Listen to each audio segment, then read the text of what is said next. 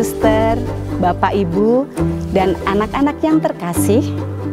Apa kabarnya? Semoga semua selalu dalam keadaan sehat ya. Hari ini saya akan membawakan sebuah kisah nyata tentang misionaris Ursulin yang hebat, yang sangat mengasihi Tuhan, dan yang selalu ada di akhir doa kita. Siapakah dia? Ya, dialah Santa Maria dari Inkarnasi yang kita peringati hari ini. Mari kita simak bersama-sama visualisasi singkatnya ya. Selamat menyaksikan. Di sebuah kota yang cukup besar bernama Tours, lahirlah seorang gadis kecil pada tanggal 28 Oktober 1599 yang diberi nama Maria Guyard. Ayahnya bernama Florence Guyard dan ibunya Jeanne Michel.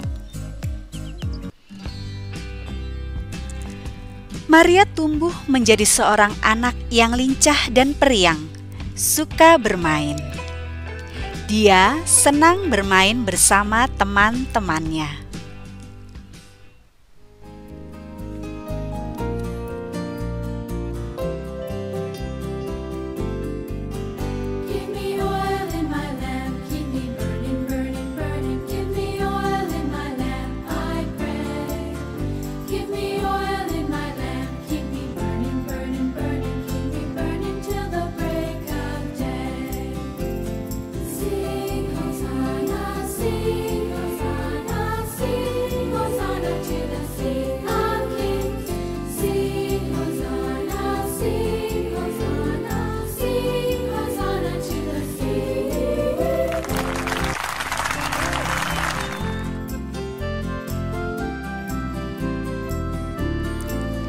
Permainan yang ia sukai adalah mengulang upacara atau prosesi yang ia lihat di gereja bersama teman-temannya. Secara bergantian, setiap anak memberikan khotbah singkat.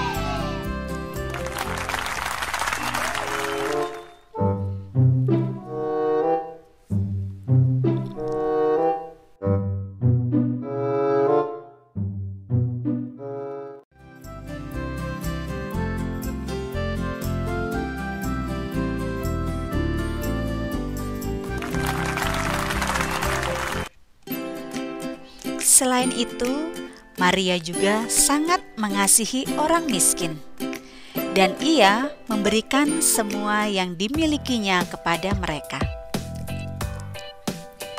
Orang tuanya sering mengajak Maria pergi ke gereja, dan ia belajar berdoa sambil berlutut di antara kedua orang tuanya.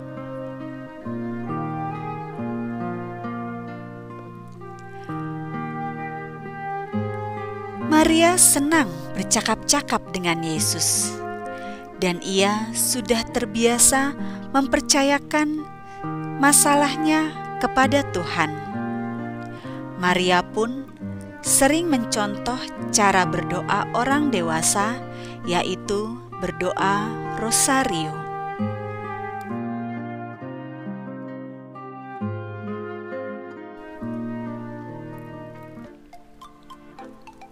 Ketika Maria berusia 15 tahun, ia tumbuh menjadi anak gadis yang cantik dengan wajah yang menyenangkan dan selalu tersenyum. Dia selalu berperilaku baik kepada siapapun dan dimanapun.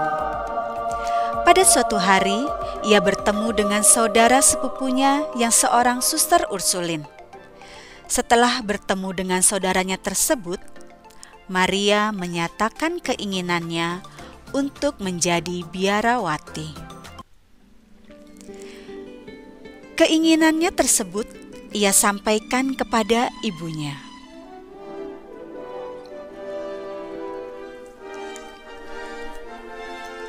Ibunya terlihat senang, tetapi ia menasehati Maria untuk memikirkan kembali hal itu, karena menjadi seorang biarawati berarti memberikan hati dan seluruh jiwanya untuk Yesus. 2 tahun kemudian, ketika Maria berusia 17 tahun, ia tidak lagi menyinggung tentang keinginannya untuk menjadi biarawati. Orang tuanya mengira ia telah berubah pikiran, dan mereka menjodohkannya dengan Claude Martin, seorang pedagang sutra seperti ayahnya.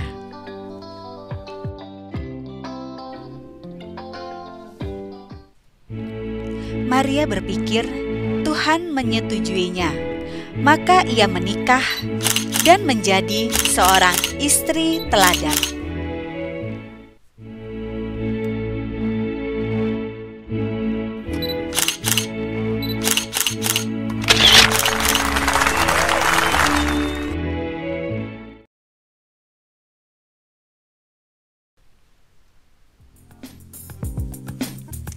Mereka saling mencintai, dan mereka dikaruniai seorang anak laki-laki yang diberi nama Claude, seperti nama ayahnya.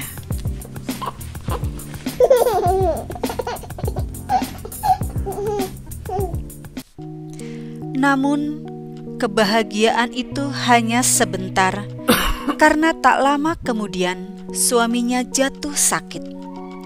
Maria merawatnya dengan penuh kasih sayang. Kesehatan suaminya semakin lama semakin memburuk, sampai akhirnya meninggal dunia.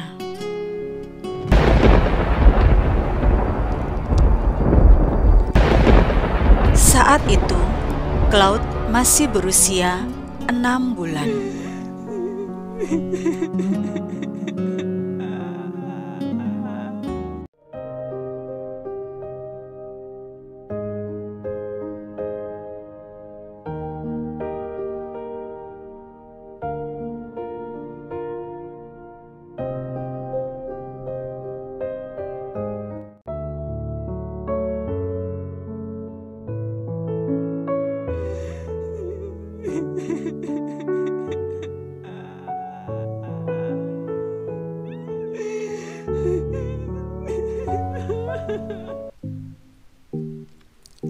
Meskipun kematian suaminya merupakan kesedihan yang sangat mendalam, namun Maria melaluinya dengan tegar. Ia masih muda dan cantik. Ayahnya menginginkan untuk menikah lagi, tetapi ia menolak sebab ia ingin memberikan seluruh waktunya untuk membesarkan putra semata wayangnya dan mengabdi kepada Tuhan.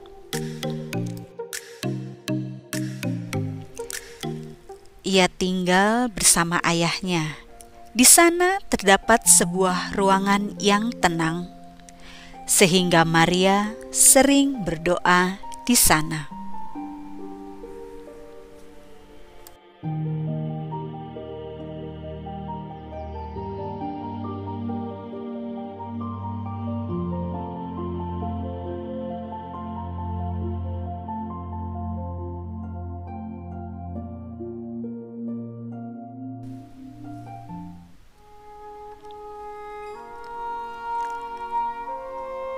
Maria membesarkan Claude untuk menjadi anak yang patuh dan sopan, sehingga semua orang menyayanginya. Dan Maria pun mengajarkan Claude untuk berdoa rosario sebagai bentuk cintanya kepada Bunda Maria.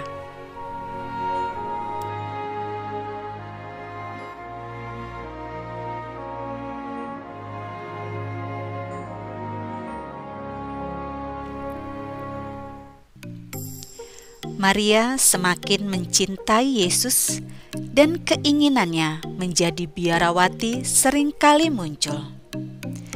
Waktu itu, para suster Ursulin baru saja tiba di Tours.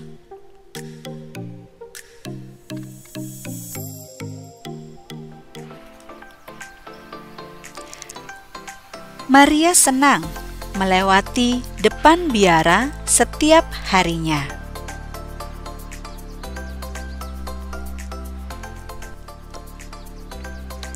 Pada suatu hari, Maria bertemu dengan suster wakil pemimpin biara. Maria sangat senang berbincang-bincang dengannya, sehingga tidak lama kemudian mereka menjadi sahabat.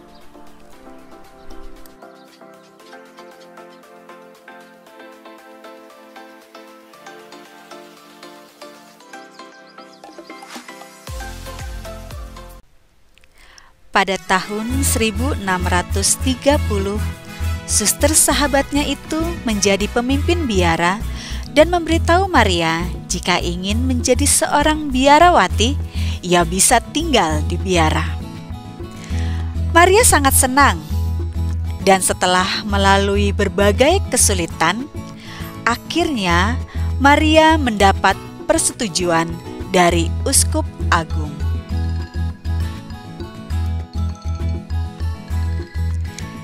Impiannya menjadi seorang biarawati pun terlaksana pada tanggal 26 Januari 1631. Maria meninggalkan orang tuanya dan menitipkan Claude pada kakaknya. Awalnya, Claude menolak. Namun dengan lembut, Maria menjelaskan kepada Claude bahwa Tuhan menghendakinya menjadi seorang Ursulin. Akhirnya, Maria bergabung dengan Ordo Santa Ursula di Tours. Pada tanggal 25 Maret, Maria menerima kaul pertamanya dan diberi nama Maria dari Inkarnasi.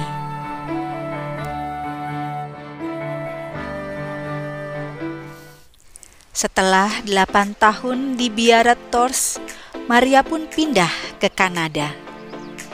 Ia berangkat bersama 2 suster Ursulin, 3 suster Agustinian, dan seorang janda kaya yang berjiwa sosial, Ibu de la Patrie. Perjalanan misi ini butuh waktu 3 bulan berlayar hingga tiba di New France, Quebec. Banyak hal yang dilakukan Maria bersama para biarawati di tanah misi, contohnya membuka pelayanan kesehatan, sekolah, membangun asrama, bahkan gereja. Selama berada di tanah misi, komunikasi Maria dengan putranya tidak terputus. Ia selalu bersama putranya dalam doa dan surat-suratnya.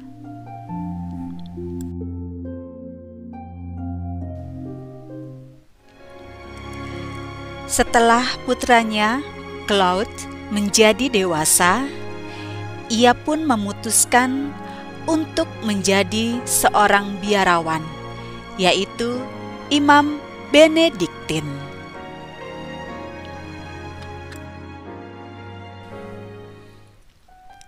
Maria dari Inkarnasi menjadi misionaris perempuan pertama ke Kanada, hidup dan berkarya di tengah suku Indian yang belum mengenal iman Kristiani. Ia dikenal sebagai Ibu Gereja Kanada. Menjelang akhir hidupnya, Maria didera abses di tulang punggung. Selama 3 bulan, ia banyak beristirahat di tempat tidur sambil menahan sakit dalam sukacita. Namun, pada tanggal 30 April 1672, ia menghembuskan nafas terakhir. Karena keteguhan iman dan cintanya pada Tuhan serta hidupnya yang baik, pada tanggal 3 April 2014, Paus Fransiskus mengkanonisasinya menjadi seorang santa. Santa Maria dari Inkarnasi diperingati setiap tanggal 30 April.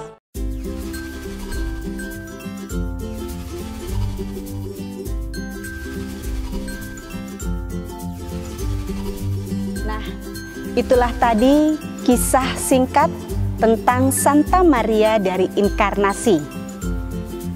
Anak-anak yang dikasihi Tuhan, jika di antara kalian semua ada yang merasakan di dalam hatinya sebuah kerinduan untuk menjadi milik Tuhan, yakinlah bahwa keinginan itu berasal dari Dia. Mulailah menjadi anak yang baik, entah itu di rumah, di sekolah, atau dimanapun kalian berada. Sering-seringlah berdoa, dan mulailah untuk berani berkurban dengan hati yang gembira setiap harinya. Mari kita mencontoh sikap Santa Maria dari Inkarnasi dalam hidup kita. Tuhan memberkati.